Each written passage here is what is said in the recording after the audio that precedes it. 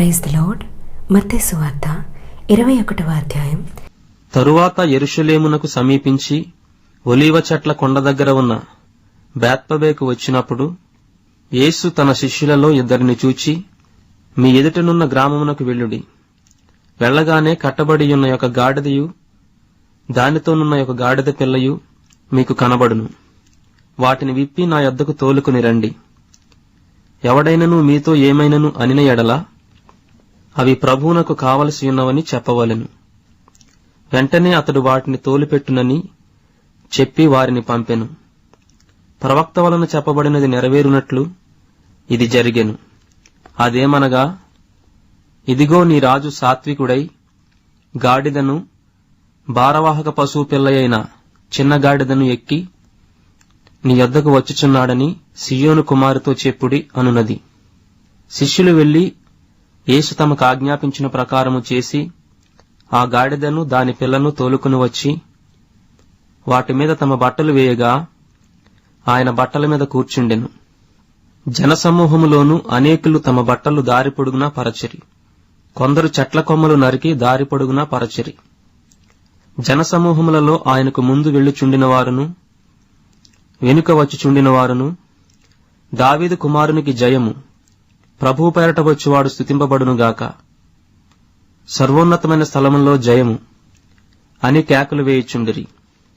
ఆయన యెరూషలేములోనికి వచ్చినప్పుడు పట్టణమంతయు ఈయన ఎవరో అని కలవరపడెను. జనసమూహము ఈయన గలిలయలోని నజరేతువాడగు ప్రవక్తయైన యేసు అని చెప్పిరి. యేసు దేవాలయంలో ప్రవేశించి క్రయ విక్రయములు చేయువారినందరినీ వెళ్లగొట్టి రోకలు మార్చు వారి బలలను, గువ్వలమ్ము వారి పీఠములను పడద్రోసి, నా మందిరము ప్రార్థనా మందిరమనబడును అని వ్రాయబడి ఉన్నది. అయితే మీరు దానిని దొంగల గుహగా చేసిడివారెనెను. గ్రుడ్డివారును కుంటివారును దేవాలయంలో ఆయన యొద్దకు రాగా ఆయన వారిని స్వస్థపరిచెను. కాగా ప్రధాన యాజకులను శాస్త్రులను ఆయన చేసిన వింతలను, దావీదు కుమారునికి జయము అని దేవాలయములో కేకలు వేయుచున్న చిన్నపిల్లలను చూచి కోపముతో మండిపడి, వీరు చెప్పుచున్నది వినుచున్నావా అని ఆయనను అడిగిరి. అందుకు యేసు, వినుచున్నాను. బాలుర యొక్కయు చంటి పిల్లల యొక్కయు నోట స్తోత్రము సిద్ధింపచేసితివి అను మాట మీరెన్నడూనూ చదవలేదా అని వారితో చెప్పి వారిని విడిచి పట్టణము నుండి బయలుదేరి బేతనీకు వెళ్లి అక్కడ బస చేసెను. ఉదయముందు పట్టణమునకు మరలా వెళ్ళుచుండగా ఆయన ఆకలిగొనెను.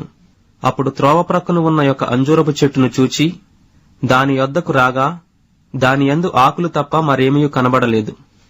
గనుక దానిని చూచి, ఇక మీదట అన్నిటికీ నీవు కాపు కాయకుందువుగాక అని చెప్పెను. తక్షణమే ఆ అంజూరపు చెట్టు ఎండిపోయెను. శిష్యులది చూచి ఆశ్చర్యపడి అంజూరపు చెట్టు ఎంత త్వరగా ఎండిపోయినని చెప్పుకునిరి. అందుకు యేసు, మీరు విశ్వాసము గలిగి సందేహపడకుండిన ఎడల ఈ అంజూరపు చెట్టునకు జరిగిన దానిని చేయుట మాత్రమే కాదు, ఈ కొండను చూచి నీవు ఎత్తబడి సముద్రంలో పడవేయబడుదువుగాకని చెప్పిన ఎడల అలాగు జరుగునని మీతో నిశ్చయముగా చెప్పుచున్నాను. మరియు మీరు ప్రార్థన చేయనప్పుడు వేటిని అడుగుదురో అవి దొరికినవని నమ్మని ఎడల మీరు వాటినన్నిటినీ పొందుదురని వారితో చెప్పెను. ఆయన దేవాలయంలోనికి వచ్చి బోధించుచుండగా ప్రధాన యాజకులను ప్రజల పెద్దలను ఆయన యొద్దకు వచ్చి, ఏ అధికారము వలన నీవు ఈ కార్యములు చేయుచున్నావు? ఈ అధికారం ఎవడు నీకు ఇచ్చినని అడుగగా యేసు, నేనును మిమ్మునొక మాట అడుగుదును. అది మీరు నాతో చెప్పిన ఎడల నేనును ఏ అధికారము వలన ఈ కార్యములు చేయుచున్నానో అది మీతో చెప్పుదును. యోహాను ఇచ్చిన బాప్తిస్మము ఎక్కడి నుండి కలిగినది? పరలోకము నుండి కలిగినదా, మనుషుల నుండి కలిగినదా అని వారిని అడిగాను. వారు, మనము పరలోకము నుండి అని చెప్పితిమా? ఆయన అలాగైతే మీరెందుకు అతని నమ్మలేదని మనలను అడుగును. మనుషుల వలనని చెప్పితిమా? జనులకు భయపడుచున్నాము. అందరూ యోహానును ప్రవక్త అని ఎంచుచున్నారని తమలో తాము ఆలోచించుకుని మాకు తెలియదని యేసునకు ఉత్తరమిచ్చిరి.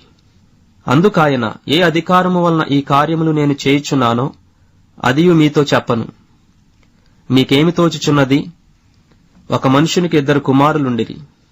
అతడు మొదటివాని యొద్దకు వచ్చి కుమారుడా, నేడు పోయి ద్రాక్షతోటలో పని చేయమని చెప్పగా వాడు పోను అని ఉత్తరమిచ్చెను. గాని పిమ్మట మనసు మార్చుకుని పోయెను. అతడు రెండవ వాని యొద్దకు వచ్చి ఆ ప్రకారమే చెప్పగా వాడు అయ్యా పోదుననెను గాని పోలేదు. ఈ ఇద్దరిలో ఎవడు తండ్రి ఇష్టప్రకారము చేసినవాడని వారినడిగెను. అందుకు వారు మొదటివాడే అనిరి. యేసు, సుంకరులను వేశ్యలను మీకంటే ముందుగా దేవుని రాజ్యములో ప్రవేశించుదురని మీతో నిశ్చయముగా చెప్పుచున్నాను. యోహాను నీతి మార్గమున మీ యొద్దకు వచ్చెను, మీరతనిని నమ్మలేదు. అయితే సుంకరులను వేశ్యలను అతని నమ్మిరి. మీరు అది చూచియు అతనిని నమ్మునట్లు పశ్చాత్తాపపడకపోతిరి. మరి ఒక ఉపమానము వినుడి. ఇంటి యజమానుడొకడుండెను. అతడు ద్రాక్షతోట నాటించి దాని చుట్టూ కంచె వేయించి అందులో ద్రాక్షల తొట్టి తొలిపించి గోపురము కట్టించి కాపులకు దాని గుత్తకిచ్చి దేశాంతరము పోయెను. పండ్లకాలము సమీపించినప్పుడు పండ్లలో తన భాగము తీసుకుని వచ్చుటకు ఆ కాపుల యొద్దకు తన దాసులను నంపగా ఆ కాపులు అతని దాసులను పట్టుకుని ఒకని కొట్టిరి, ఒకని చంపిరి, మరి ఒకని మీద రాళ్లు రువ్విరి. మరల అతడు మునుపటి కంటే ఎక్కువ మంది ఇతర దాసులను పంపగా వారు వీరిని ఆ ప్రకారమే చేసిరి. తుదకు నా కుమారుని సన్మానించెదరనుకుని తన కుమారుని వారి యొద్దకు పంపెను. అయినను ఆ కాపులు కుమారుని చూచి ఇతడు వారసుడు, ఇతనిని చంపి ఇతని స్వాస్థ్యము తీసుకొందము రండని తమలో తాము చెప్పుకొని అతని పట్టుకుని ద్రాక్షతోట వెలుపట పడవేసి చంపిరి. కాబట్టి ఆ ద్రాక్షతోట యజమానుడు వచ్చినప్పుడు ఆ కాపులనేమి చేయుననెను. అందుకు వారు ఆ దుర్మార్గులను కఠినముగా సంహరించి వాటి వాటి కాలముల యందు తనకు పండ్లను చెల్లించునట్టి ఇతర కాపులకు ఆ ద్రాక్షతోట గుత్తకిచ్చునని ఆయనతో చెప్పిరి. మరియు యేసు వారిని చూచి ఇల్లు కట్టువారు నిషేధించిన రాయి మూలకు తలరాయి ఆయెను. ఇది ప్రభువు వలననే కలిగెను.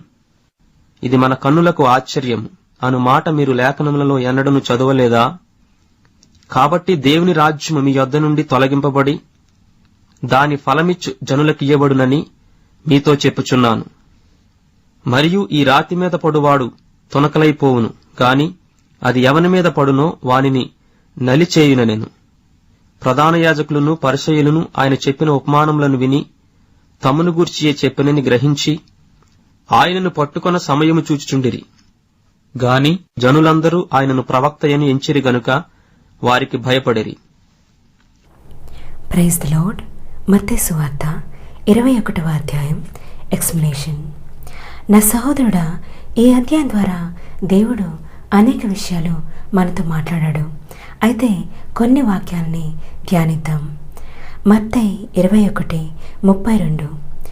యోహాను నీతి మార్గమున మీ యొద్దకు వచ్చెను, మీరతనిని నమ్మలేదు. అయితే సుంకరులను వేశ్యలను అతనిని నమ్మిరి. మీరు అది చూచియు అతనిని నమ్మునట్లు పశ్చాత్తాప పడకపోతిరి. అవును దేవుని బిడ్డ, ఈ కాలంలో చాలా రకాలుగా దేవుని వాక్యం ప్రకటించబడుతుంది. టీవీ ఛానల్స్ ద్వారా, యూట్యూబ్, ఇన్స్టాగ్రామ్, ఫేస్బుక్, ఇలా ఎన్నో రకాలుగా ఎంతోమంది నిజమైన సేవకుల ద్వారా దేవుని వాక్యం ప్రకటించబడుతుంది. యేసే నిజమైన దేవుడనే విషయం ప్రతి ఒక్కరి యొద్దకు వెళ్తుంది. అయితే కొంతమంది యేసును నమ్ముతున్నారు, తమ పాపములను ఒప్పుకొని పశ్చాత్తాపపడుతున్నారు. కొంతమంది విని చూచి కూడా యేసు కోసం తెలిసి కూడా నమ్మరు. ఇలాంటి వారి కోసమే ఈ వాక్యం. ఇలాంటి వారికన్నా యేసు కోసం వినగానే ఈయనే నా దేవుడని, ఈయనే నా తండ్రి అని నమ్మి వారి పాపాలు ఒప్పుకున్నవారు ధన్యులు. ఈ వాక్యం చూద్దామా? మత్తయి 21:22. మరియు మీరు ప్రార్థించినప్పుడు వేటిని అడుగుతారో అవి దొరికినవని నమ్మిన ఎడల మీరు వాటన్నిటినీ పొందుదురని వారితో చెప్పాను. అవును, కొంతమంది ప్రార్థన చేస్తారు, కానీ అది జరుగుతుందా లేదా అనే సందేహంతో ప్రార్థిస్తూ ఉంటారు. మనము అడిగేది సర్వశక్తిమంతుడైన దేవుణ్ణి. ఆయనకి అసాధ్యమైనది ఏమీ లేదు.